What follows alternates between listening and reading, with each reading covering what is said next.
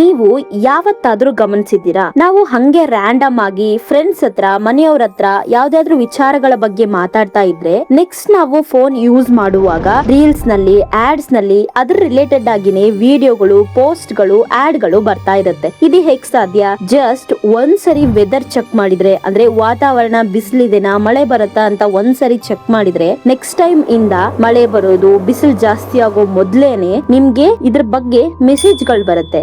And ನಾವೇನಾದ್ರೂ type ಮಾಡುವಾಗ just first letter ಅನ್ನ ಟೈಪ್ ಮಾಡಿದ್ರೆ ಮುಂದೆ ಎಲ್ಲ ಅದೇ ಕೊಡುತ್ತೆ.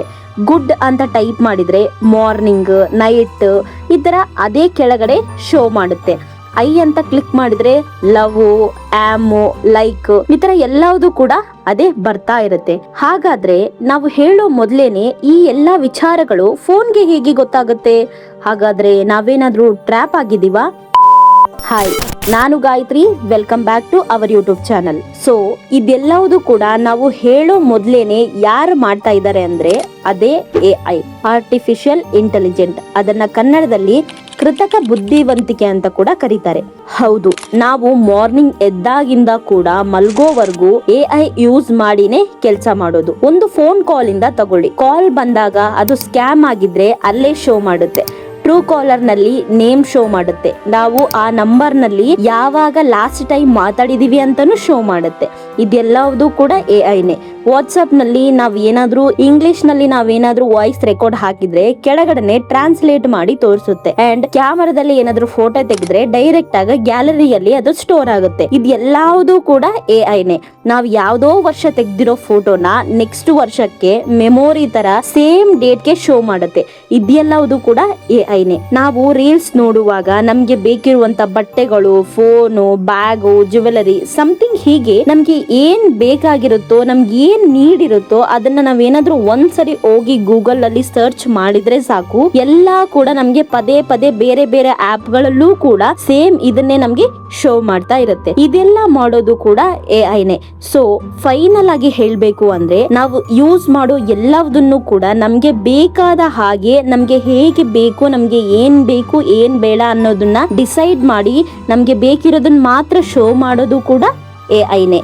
ಈಗ ನಾವು AI ಅಂದ್ರೆ ಏನಂತ ತಿಳ್ಕೊಂಡ್ವಿ. ಇದು ಹೇಗ್ ವರ್ಕ್ ಆಗುತ್ತೆ ಅನ್ನೋದನ್ನ ಇವಾಗ ತಿಳ್ಕೊಳ್ಳೋಣ. ನಾವು ಕೇಳಿದ ಎಲ್ಲಾ ಕ್ವಶನ್ ಗಳಿಗೆ ಉತ್ತರ ಅದಕ್ಕೆ ಹೇಗ್ ಗೊತ್ತಿರುತ್ತೆ? ಸಾವಿರಾರು ವರ್ಷಗಳ ಹಿಂದೆ ಇರುವಂತ ಇತಿಹಾಸ ಕೂಡ ಹೇಳುವಷ್ಟು ಸಾಮರ್ಥ್ಯ ಎಲ್ಲಿಂದ ಬಂತು ಅನ್ನೋ ಪ್ರಶ್ನೆ ಬರುತ್ತೆ. ಇದೆಲ್ಲವುದ್ರ ಜೊತೆಗೆ ಚಾಟ್ GPT, ಜೆಮಿನೈ ಇವೆಲ್ಲ ಹೇಗೆ ಕೇಳಿದ ಎಲ್ಲಾ ಪ್ರಶ್ನೆಗೆ ಕ್ಷಣ ಮಾತ್ರದಲ್ಲೇ ಉತ್ತರ ಕೊಡುತ್ತೆ ಅನ್ನೋ ಪ್ರಶ್ನೆಗೂ ಕೂಡ ಉತ್ತರ ತಿಳ್ಕೊಳ್ಳೋಣ.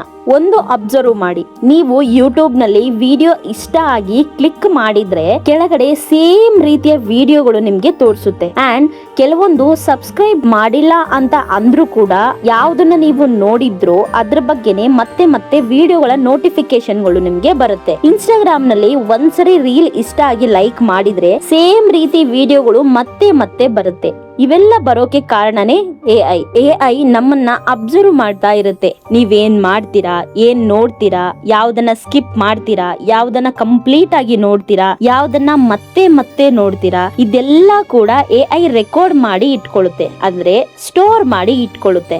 ಅಂಡ್ ಗೂಗಲ್ ಅಲ್ಲಿ ನಾವೇನಾದ್ರೂ ಸರ್ಚ್ ಮಾಡಿದ್ರೆ ಬೇರೆ ಆಪ್ ಗಳಲ್ಲೂ ಕೂಡ ಅದ್ರ ಬಗ್ಗೆನೆ ಆಡ್ಸ್ ಬರುತ್ತೆ. ಅಂದ್ರೆ ನಾವು ಅಕೌಂಟ್ ಯೂಸ್ ಮಾಡ್ತೀವಿ ಅಲ್ವಾ, ಅಂದ್ರೆ ಗೂಗಲ್ ಅಲ್ಲಿ ನಮ್ದು ಜಿಮೇಲ್ ಅಕೌಂಟ್ ಅನ್ನ ಯೂಸ್ ಮಾಡ್ತೀವಿ. ಅದೇ ಸೇಮ್ ಜಿಮೇಲ್ ಇಂದ ನಾವು ಬೇರೆ ಆಪ್ ಗಳನ್ನ ಕನೆಕ್ಟ್ ಮಾಡಿ ನೋಡುವಾಗ ಅದೇ ಡಾಟಾನೇ ಇಲ್ಲೂ ಕೂಡ ಅಪ್ಲೈ ಆಗಿ ಅದ್ರ ಬಗ್ಗೆನೆ ನಮ್ಗೆ ಶೋ ಮಾಡುತ್ತೆ. ಸೊ AIಗೆ ಸ್ವಂತ ಬುದ್ಧಿ ಇಲ್ಲ, ಬಟ್ ಅದು ಮುಂದೆ ಆಗೋದನ್ನ ಚೆನ್ನಾಗಿ ಗೆಸ್ ಮಾಡುತ್ತೆ. ಹೇಗೆ ಅಂತಂದ್ರೆ ಬಿಲಿಯನ್ಸ್ ಆಫ್ ಪೀಪಲ್ದು ದಿನಾ ಕೂಡ ಡಾಟಾ ನೋಡ್ತಾ ಇರುತ್ತೆ. ಇದರಲ್ಲಿ ಅದು ಪ್ಯಾಟರ್ನ್ ಅನ್ನ ಹುಡುಕುತ್ತೆ, ಪ್ಯಾಟರ್ನ್ ರಚನೆ ಮಾಡುತ್ತೆ. ಅಂಡ್ ಅದನ್ನೇ ಗೆಸ್ ಮಾಡಿ ನಾವು ಕೇಳಿದಂತ ಕ್ವಶನ್ ಗಳಿಗೆ ಅದು ಆನ್ಸರ್ ಮಾಡುತ್ತೆ. ಹೀಗಾಗಿನೇ ನಾವು ಐ ಲವ್ ಅಂತ ಟೈಪ್ ಮಾಡಿದ್ರೆ ಮುಂದೇನು ಬರಬಹುದು ಅಂತ ಗೆಸ್ ಮಾಡುತ್ತೆ. ಅಂಡ್ ನೀವೇನ್ ಕ್ಲಿಕ್ ಮಾಡ್ಬೋದು ಅಂತ ಗೆಸ್ ಮಾಡಿನೇ ಕೆಳಗಡೆ ಕೊಡುತ್ತೆ. ಶಾಪಿಂಗ್ ಏನಾದ್ರು ಮಾಡ್ಬೇಕು ಅಂತ ಯೋಚನೆ ಮಾಡಿದ್ರೆ ಅದ್ರ ಬಗ್ಗೆ ಹೋಗಿ ಒಂದ್ ಸ್ವಲ್ಪ ಸರ್ಚ್ ಮಾಡಿದ್ರು ಕೂಡ ಅದ್ರ ರಿಲೇಟೆಡ್ ಆಗಿರುವಂತ ಆಡ್ ಗಳನ್ನ, ಪೋಸ್ಟ್ ಗಳನ್ನ, ರೀಲ್ ಗಳನ್ನ, ಸೊ ಇದ್ರ ಬಗ್ಗೆ ನೋಟಿಫಿಕೇಶನ್ ಗಳನ್ನ ಇದೆಲ್ಲದನ್ನು ಕೂಡ ತೋರಿಸುತ್ತೆ.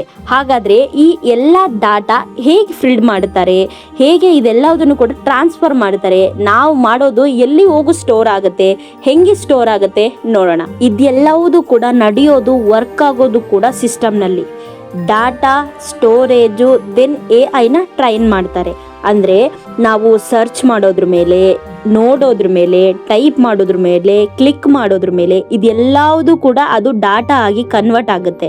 ಆ್ಯಂಡ್ ಇದೆಲ್ಲವೂ ಕೂಡ ಡಾಟಾ ಸೆಂಟರ್ಗೆ ಹೋಗಿ ಕಲೆಕ್ಟ್ ಆಗಿ ಅಲ್ಲಿ ಸ್ಟೋರ್ ಆಗುತ್ತೆ. ಡಾಟಾ ಸೆಂಟರ್ ಅಂದರೆ ಏನು? ಇದು ಒಂದು ದೊಡ್ಡ ಬಿಲ್ಡಿಂಗು. ದೊಡ್ಡ ಬಿಲ್ಡಿಂಗ್ಗಳನ್ನು ಬೈ ಮಾಡ್ತಾರೆ. ಬೈ ಮಾಡಿ ಅಲ್ಲಿ ಸಾವಿರಾರು ಲ್ಯಾಪ್ಟಾಪ್ಗಳನ್ನು, ಸಾವಿರಾರು ಕಂಪ್ಯೂಟರ್ ಸಿಸ್ಟಮ್ಗಳನ್ನು ಇಟ್ಟಿರ್ತಾರೆ. ಅಲ್ಲಿ 24/7 ಕೂಡ ಇವೆಲ್ಲವೂ ಕೂಡ ರನ್ ಆಗ್ತಾ ಇರುತ್ತೆ.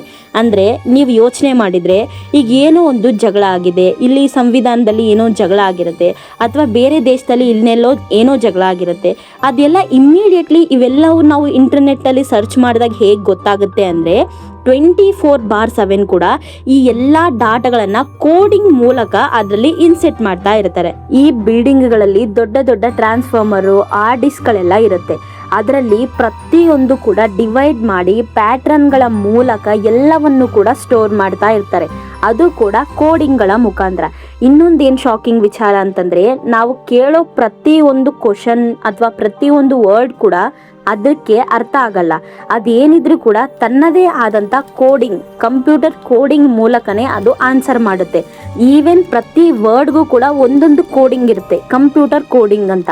ಆ ಕೋಡಿಂಗ್ ಮೂಲಕನೇ ಅದೆಲ್ಲವುದನ್ನು ಕೂಡ ಸ್ಟೋರ್ ಮಾಡಿ ಇಟ್ಕೊಂಡಿರುತ್ತೆ. ಸೊ ನಾವು ಕೇಳಿದಾಗ ಅದಕ್ಕೆ ಯಾವ ರೀತಿ ಕೋಡಿಂಗ್ಗಳು ಕಾಣುತ್ತೆ, ಅದರ ಮೇಲೆ ಅದು ಯಾವ ರೀತಿಯಲ್ಲಿ ನಮಗೆ ಆನ್ಸರ್ ಮಾಡ್ಬೋದು, ಅದಕ್ಕೆ ಏನೇನು ಆನ್ಸರ್ ಅದರ ಹತ್ರ ಇದೆ ಅದೆಲ್ಲವುದನ್ನು ಕೂಡ ನಮಗೆ ಅಪ್ಲೈ ಮಾಡಿ ತೋರಿಸುತ್ತೆ. ಹಾಗಾಗಿನೇ ನಾವು ಯಾವಾಗಾದರೂ ಏನಾದರೂ ಕ್ವಶನ್ ಕೇಳಿದಾಗ ಅದಕ್ಕೆ ಸರಿಯಾಗಿ ಕೋಡಿಂಗ್ ಗೊತ್ತಾಗಿಲ್ಲ ಅಂತ ಅಂದರೆ ಏನಾದರೂ ಕೋಡಿಂಗ್ ಮಿಸ್ ಮ್ಯಾಚ್ ಆದರೆ ನಾವು ಕೇಳಿರೋದೇ ಒಂದು, ಅದು ಹೇಳೋದೇ ಒಂದು, ಆ ಥರ ಆಗುತ್ತೆ. ನಾವು ಹೇಗೆ ಓದ್ತೀವಿ, ಬರಿತೀವೋ ಅದೇ ಥರ ನಮ್ಮ ಲ್ಯಾಂಗ್ವೇಜ್ ಹೆಂಗಿರುತ್ತೋ ಅದೇ ಥರ ಕಂಪ್ಯೂಟರ್ದೇ ಲ್ಯಾಂಗ್ವೇಜ್ ಬೇರೆ ಇರುತ್ತೆ. ನಾವು ಹೇಗೆ ಹೇಳ್ತೀವೋ ಅದು ತನ್ನ ಕೋಡಿಂಗ್ ಮೂಲಕ ಅದು ಅರ್ಥ ಮಾಡಿಕೊಂಡು ಆ ಕೋಡಿಂಗನ್ನು ನಮ್ಮ ಲ್ಯಾಂಗ್ವೇಜ್ಗೆ ಕನ್ವರ್ಟ್ ಮಾಡಿ ನಮಗೆ ತೋರಿಸುತ್ತೆ. ಯಾವಾಗಲೂ ಇಮ್ಮಿಡಿಯೇಟ್ಲಿ ಅದಕ್ಕೆ ಕೋಡಿಂಗ್ ಮೂಲಕ ಅವರು ಆ್ಯಡ್ ಮಾಡ್ತಾ ಇರ್ತಾರೆ. ಅಲ್ಲಿ ಎಷ್ಟೊಂದು ಡಾಟಾ ಸ್ಟೋರ್ ಮಾಡಿ ಇಟ್ಟಿರ್ತಾರೆ ಅಂತ ನಾವು ಊಹೆ ಕೂಡ ಮಾಡೋಕ್ಕಾಗಲ್ಲ. ಅದನ್ನು ಓದಕ್ಕಂತ ಕುತ್ಕೊಂಡ್ರೆ ಎಷ್ಟು ಸಾವಿರಾರು ವರ್ಷಗಳಾದರೂ ಕೂಡ ಅದನ್ನು ಓದಿ ಮುಗ್ಸಕ್ಕಾಗಲ್ಲ. ಅಷ್ಟೊಂದು ಡಾಟಾವನ್ನ ಅಲ್ಲಿ ಸ್ಟೋರ್ ಮಾಡಿ ಇಟ್ಟಿರ್ತಾರೆ ಆ್ಯಂಡ್ ಇಡ್ತಾನೆ ಇರ್ತಾರೆ. ಎಷ್ಟೆಲ್ಲ ಡಾಟಾವನ್ನ ಅವರು ಅಲ್ಲಿ ಇಟ್ಟಿರ್ಬೋದು ಅಂತ ಯೋಚನೆ ಮಾಡಿ. ಸೊ ಅಲ್ಲಿ ಕೋಟ್ಯಾಂತರ ಜನಗಳ ಡಾಟಾವನ್ನ ಅವರು ಅಲ್ಲಿ ಇಟ್ಟಿರ್ತಾರೆ. ನಾವು ಪ್ರತಿಯೊಂದು ಕೂಡ ಎವ್ರಿ ಡೇ ನಾವು ಏನು ಸರ್ಚ್ ಮಾಡ್ತೀವಿ ಅದೆಲ್ಲವುದು ಕೂಡ ಅಲ್ಲಿ ಸ್ಟೋರ್ ಆಗುತ್ತೆ. ಆ್ಯಂಡ್ ಲಾಸ್ಟ್ ಈ ChatGPTಗಳು ಆ್ಯಂಡ್ ಜೆಮಿನೈ ಇವೆಲ್ಲವೂ ಕೂಡ ನಾವು ಕೇಳಿದ ಎಲ್ಲ ಕ್ವಶನ್ಗೆ ಹೇಗೆ ಆನ್ಸರ್ ಮಾಡುತ್ತೆ ಅನ್ನೋದನ್ನ ಕ್ಲಿಯರ್ ಆಗಿ ತಿಳ್ಕೊಳ್ಳೋಣ. ಇದೆಲ್ಲವುದು ಕೂಡ ವರ್ಕ್ ಆಗೋದು LLM ಇಂದ. LLM ಅಂದರೆ ಲಾರ್ಜ್ ಲ್ಯಾಂಗ್ವೇಜ್ ಮಾಡೆಲ್ ಅಂತ. ಸೊ ಇದು ಹೇಗೆ ವರ್ಕ್ ಆಗುತ್ತೆ ಅಂದರೆ ಮನುಷ್ಯರ ಹತ್ರ ಹೇಗೆ ಮಾತಾಡಬೇಕು ಅಂತ ಹೇಳಿಕೊಡೋದೇ ಇದು. ಅಂದರೆ AI ಹೇಗೆ ಮಾತಾಡಬೇಕು ಅಂತ ಹೇಳಿಕೊಡೋದೇ ಈ LLM. ಸೊ ಹೇಗೆ ಟೆಕ್ಸ್ಟ್ ಮಾಡಬೇಕು, ಆ ಟೆಕ್ಸ್ಟ್ಗಳನ್ನು ಹೇಗೆ ಕೊಡಬೇಕು, ಏನು ಕ್ವಶನ್ ಕೇಳಿದರೆ ಅದಕ್ಕೆ ಹೇಗೆ ಆನ್ಸರ್ ಮಾಡಬೇಕು, ಮನುಷ್ಯರ ಹತ್ರ ಮೇಯ್ನ್ಲಿ ಹೇಗೆ ಮಾತಾಡಬೇಕು ಅಂತ ಹೇಳ್ಕೊಡೋದೇ ಇದು. ಇದರಲ್ಲಿ ಹ್ಯೂಜ್ ಆಫ್ ಅಮೌಂಟಲ್ಲಿ ಇವರು ಡಾಟಾವನ್ನು ಕಲೆಕ್ಟ್ ಮಾಡಿ ಇಟ್ಟಿರ್ತಾರೆ. ಅದೆಲ್ಲವುದು ಕೂಡ ಬೇರೆ ಬೇರೆ ಪಾರ್ಟಿಷನ್ ಆಗಿ ಕೂಡ ಇಟ್ಟಿರ್ತಾರೆ. ಸೊ ಇದೆಲ್ಲವುದು ಕೂಡ ಒಂದೊಂದು ಪ್ಯಾಟರ್ನ್ಗಳಾಗಿ ಅವರು ಡಿವೈಡ್ ಮಾಡಿ ಇಟ್ಟಿರ್ತಾರೆ. ಅದ್ರ ಮೂಲಕನೇ ನಾವು ಕ್ವಶನ್ ಕೇಳಿದಾಗ ಪ್ರತಿ ಸರಿ ಕೂಡ ಅದು ಕ್ಲೀನಾಗಿ ಆ್ಯಂಡ್ ಎಲ್ಲವುದು ಕೂಡ ಕಂಪೇರ್ ಮಾಡಿನೇ ನಮಗೆ ಹೇಗೆ ಹೇಳ್ಬೋದು, ಹೇಗೆ ಹೇಳಿದರೆ ಇದಕ್ಕೆ ಕರೆಕ್ಟ್ ಆನ್ಸರ್ ಸಿಗುತ್ತೆ ಅಂತ ಅದು ಸರ್ಚ್ ಮಾಡಿ ಕ್ಲೀನಾಗಿ ಹುಡುಕಿ ಇರೋದನ್ನು ಕ್ಲೀನಾಗಿ ಹುಡುಕಿ ಗೆಸ್ ಮಾಡಿ ಅದು ನಮಗೆ ಕೊಡುತ್ತೆ. ಸೊ ಇವಾಗ ನಮಗೆ AI ಅಂದರೆ ಏನು, ಅದು ಹೇಗೆ ವರ್ಕ್ ಆಗುತ್ತೆ, ನಾವು ಕೇಳಿದ ಎಲ್ಲ ಕ್ವಶನ್ಗಳಿಗೆ ಹೇಗೆ ಆನ್ಸರ್ ಮಾಡುತ್ತೆ, ಎಲ್ಲಿ ಹೋಗಿ ಸ್ಟೋರ್ ಆಗುತ್ತೆ, ಹೇಗೆ ಸ್ಟೋರ್ ಆಗುತ್ತೆ ಅನ್ನೋದು ಎಲ್ಲವುದನ್ನು ಕೂಡ ಇದರಲ್ಲಿ ನಾವು ತಿಳ್ಕೊಂಡಿದ್ದೀವಿ. ಇನ್ನು ಮುಂದಿನ ವಿಡಿಯೋಗಳಲ್ಲಿ ಇದ್ರ ಬಗ್ಗೆ ಇನ್ನೂ ಕ್ಲಿಯರ್ ಆಗಿ ಪ್ರತಿಯೊಂದು ವಿಚಾರವನ್ನು ತಿಳ್ಕೊಳ್ತಾ ಹೋಗೋಣ. ಸೊ ಹಾಗಾಗಿ AI ನಮ್ಮ ಎಲ್ಲ ವಿಚಾರಗಳು ಗೊತ್ತಿರುತ್ತೆ. ಯಾಕೆ ಅಂದರೆ ನಾವು ಸರ್ಚ್ ಮಾಡೋದ್ರ ಮೂಲಕ ಅದು ನಮ್ಮ ಪ್ರತಿ ಡಾಟಾವನ್ನು ಅದು ಸ್ಟೋರ್ ಮಾಡಿ ಇಟ್ಕೊಳ್ಳುತ್ತೆ.